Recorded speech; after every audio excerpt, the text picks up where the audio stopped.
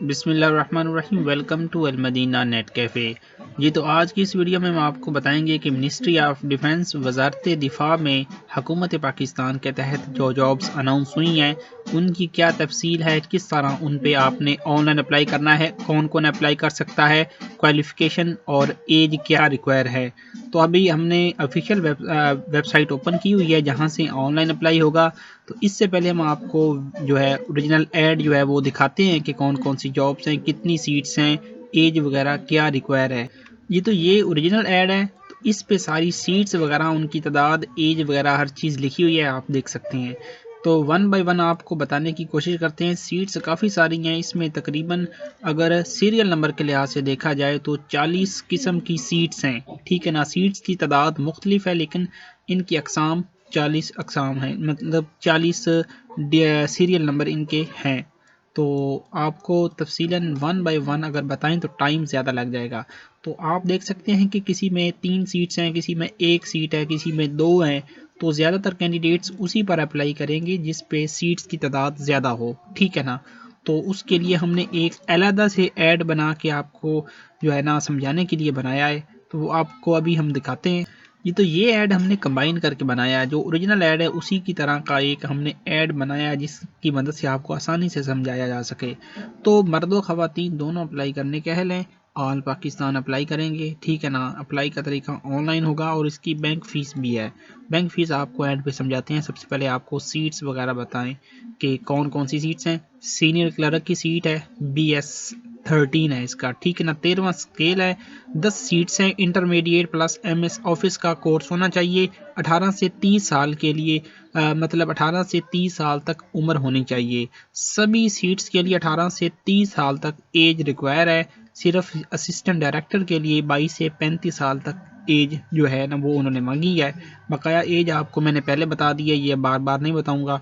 उसके बाद junior clerk BS11 है, ठीक है ना। 35 सीट्स हैं। मैट्रिक प्लस MS ऑफिस का कोर्स होना चाहिए। असिस्टेंट डायरेक्टर 16 सीट्स हैं। MA यानी कि मास्टर डिग्री अगर आपने की हुई है या BS 4 ईयर्स किया हुआ है तो आप असिस्टेंट डायरेक्टर की सीट पे अप्लाई करने के आए हैं। उसके बाद सब इंस्पेक्टर 14 स्केल है, ठीक है। BA या BSc या BCom वगैरह आपने कर किया हुआ है, 14 ईयर्स ऑफ एजुकेशन है तो आप अप्लाई करने के आए हैं। 87 सीट्स इसकी हैं, सब इंस्पेक्टर की 87 सीट्स, ठीक है। उसके बाद सिक्योरिटी असिस्टेंट सब इंस्पेक्टर है, BS11, इसकी तादाद सीट्स की 15 है।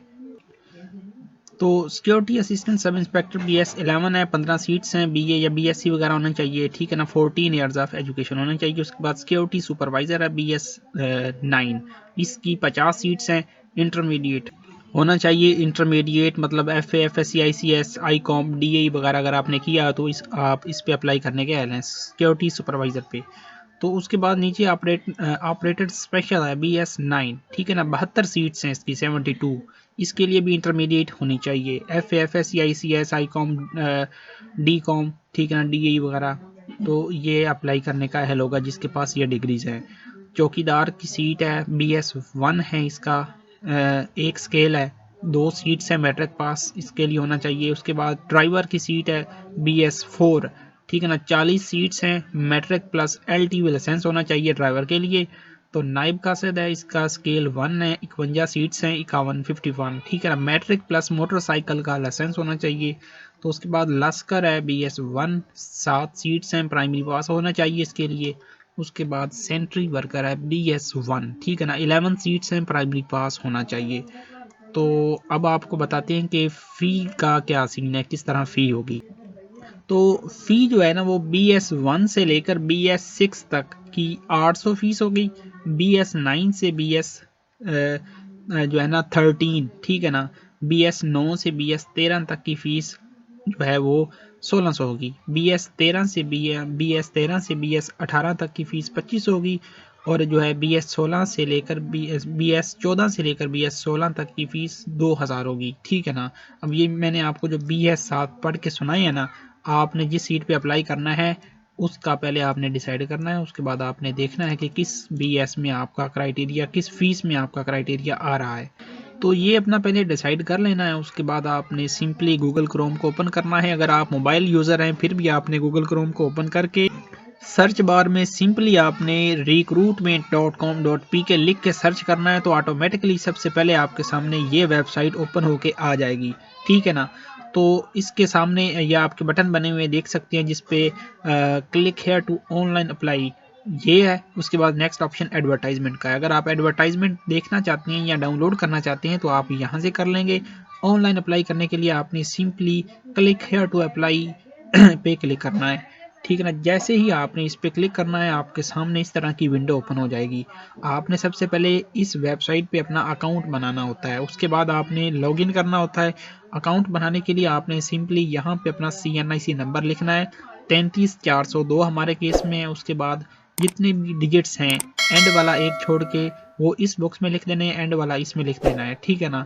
तो वो हैशेस के लिहाज से आपने बुक्स में लिखना है। उसके बाद यहाँ पे अपना पासवर्ड लगा देना है जो आप लगाना चाहते हैं, ठीक है। उसके बाद यहाँ पे अपना सिम सिलेक्ट करेंगे कि आपकी कौन सी सिम है। तो यहाँ से कोड सिलेक्ट करेंगे कि उस सिम का कोड क्या है, 0300 जो है वो 40 है, 41 42 जो भी है, ठीक है ना। वो सिलेक्ट करने के बाद यहाँ पे आपने उसके बाद जितने भी डिजिट्स आते हैं वो इस बॉक्स में लिख देने हैं, ठीक है ना। यहाँ पे जैसे ही आप लिखेंगे और साइन अप का बटन दबाएंगे तो आपका अकाउंट ऑटोमेटिकली क्रिएट हो जाएगा। कोई इस पे वेरिफिकेशन नहीं आएगी, ना ही कोई OTP कोड आएगा, सिर्फ क्रिएट हो जाएगा, ठीक है ना। तो उसके बाद अपने क्या करना है कि सिंपली साइन इन कर लेना है अपना अकाउंट। यहाँ पे अपना वो CNIC नंबर देंगे, ठीक है ना। उसी तरतीब से यहाँ जैसे आपने पहले अकाउंट क्रिएट करते वक्त लिखा था, उसके बाद यहाँ पे अपना पासवर्ड लगाना है जो लगाया था। उसके बाद सिंपली लॉगिन के बटन पे क्लिक करना है तो आपका अकाउंट लॉगिन होके एक नई विंडो ओपन हो जाएगी जिसमें आपने एप्लीकेशन फॉर्म फिल करना है। तो एप्लीकेशन फॉर्म आपके सामने इस तरह ओपन हो जाएगा। आपने सिंपली यहाँ पे अपनी पिक्चर अपलोड करनी है, ठीक है ना। चूज़ फाइल पे जैसे आपने क्लिक करना है तो आपने अपने मोबाइल में या कंप्यूटर में पड़ी हुई तस्वीर को यहाँ पे अपलोड करना है तो आपकी पिक्चर अपलोड हो जाएगी। तो पिक्चर का साइज़ ज़्यादा से ज़्यादा जो 2 MB का होना चाहिए, ठीक है ना। PNG में होनी चाहिए या JPG में होनी चाहिए, इस फॉर्म में होनी चाहिए, ठीक है ना।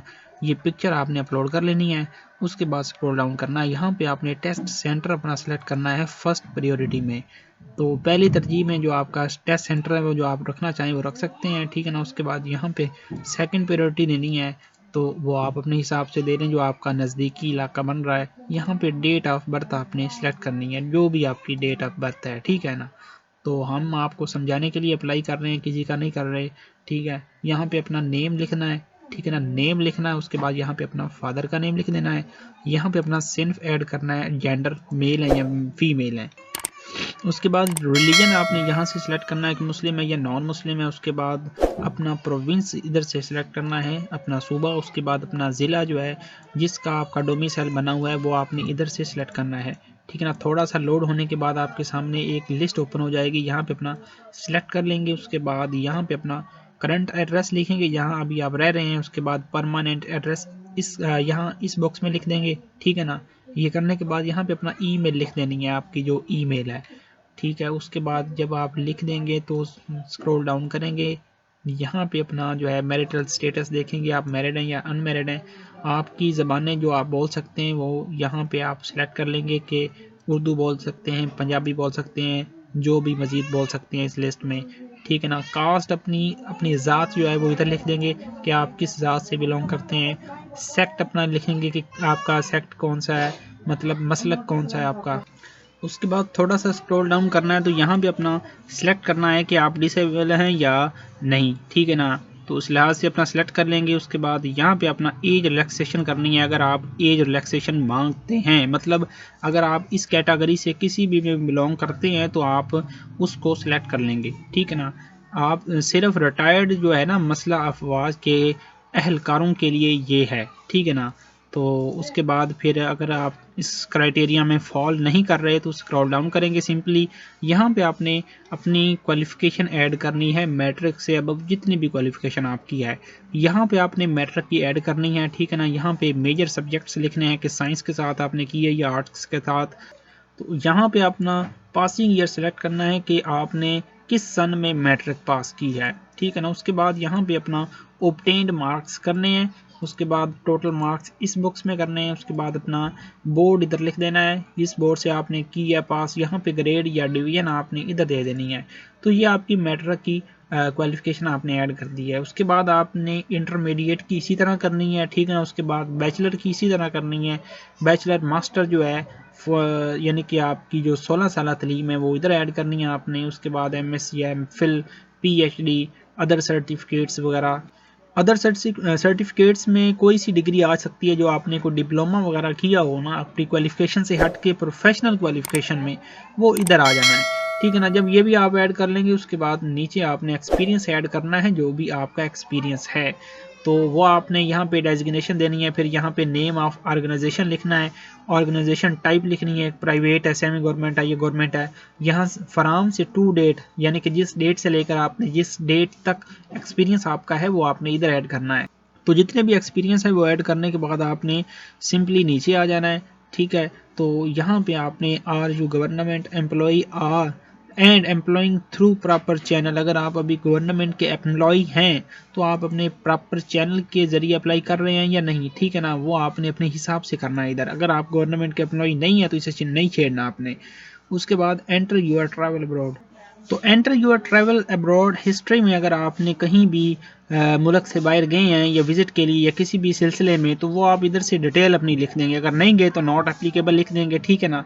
तो उसके बाद स्क्रॉल डाउन करेंगे, एंटर यूर सिबलिंग डिटेल्स, आपके बहन भाई जितने भी हैं वो आपने इधर तादाद लिख देनी है, ठीक है ना। तो कम्पिटिटिव एग्ज़ाम, तो अगर आपने कम्पिटिटिव एग्ज़ाम्स में पहले हिस्सा लिया है, जिस तरह के ISSB होता है, PMS, CSS, FPSC, MOD, ठीक है ना, ये किस्म के टेस्ट होते हैं। अगर आपने किए हैं तो उसकी डिटेल दे। अगर आपने नहीं इनमें से कोई अपना एग्ज़ाम दिया तो इसे आप खाली रहने दें, अगर आपने इनमें से कोई एग्ज़ाम्स नहीं दिया, ठीक है ना।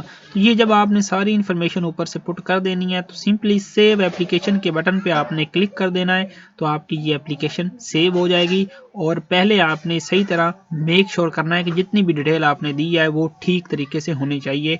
अगर कोई मिस्टेक आपने कर दी तो फिर बाद में ये एडिट नहीं होती। पिक्चर एडिट हो सकती है जो आप ऐड करेंगे अपनी, तो ये इसकी जो क्वालिफिकेशन है आपकी, जो भी अपनी इंफॉर्मेशन दी है उसमें कोई एडिटिंग नहीं हो सकेगी, ठीक है ना। एक मरतबा सेव एप्लीकेशन पे बटन पे क्लिक करने के बाद, तो जब आपने सेव एप्लीकेशन के बटन पे क्लिक कर देना है उसके बाद सिंपली आपके सामने इस तरह का पेज आ जाएगा, जिसमें आपके सामने जितनी भी सीट्स अनाउंस हुई हैं मिनिस्ट्री ऑफ डिफेंस में उसकी लिस्ट शो हो रही होगी, ठीक है ना। उसके सामने उसकी फ़ीस भी आ रही होगी, जो उसकी बैंक फ़ीस है। तो उस लिहाज से आपने सिंपली अप्लाई के बटन पे क्लिक करना है, तो आपका उस सीट पे अप्लाई हो जाएगा। और उसके बाद आपके सामने you have applied, click here to download deposit slip, इस तरह का सीन आ जाएगा, ठीक है ना। तो आपने यहाँ पे क्लिक करके अपनी डिपॉजिट स्लिप जो है वो डाउनलोड कर लेनी है। उस स्लिप के ऊपर आपकी PSID दी होगी जिस सीट पे आपने अप्लाई किया है, उस PSID को आपने इजी पैसा या जैज़ कैश से जो है ना वो पे कर देना है। वन लिंक बिल जो होता है वो आसानी से मिल सकता है, तो इजी पैसा और जैज़ कैश दोनों से आसानी से फ़ीस पे हो सकती है। अगर आपको कोई मसला आता है तो मैं स्क्रीन पे जो नंबर मैंने दिया है उस पर आपने कॉन्टैक्ट करके मुझसे पूछ लेना, मैं आपको गाइड कर दूंगा कि किस तरह आपने फ़ीस पे करनी है। तो ऑनलाइन अप्लाई करने के बाद कोई सीन नहीं है कि आपने डाक वगैरह जो भिजवानी होती है इसमें नहीं भिजवानी, ठीक है ना। तो इस तरह आपने ऑनलाइन अप्लाई करना है। तो मैंने आपको A to Z गाइड किया है। इसी तरह की इन्फॉर्मेटिव वीडियोस हम बना के अपने चैनल पे अपलोड करते रहते हैं। आपसे ये गुजारिश है कि हमारे चैनल को सब्सक्राइब कर लें, ताकि आइंदा जो भी गवर्नमेंट की जॉब या स्कीम आती है तो आपको हमारे चैनल के ज़रिए उनकी इन्फॉर्मेशन मिलती रहेगी। तो मिलते हैं नेक्स्ट वीडियो में। अल्लाह हाफिज़।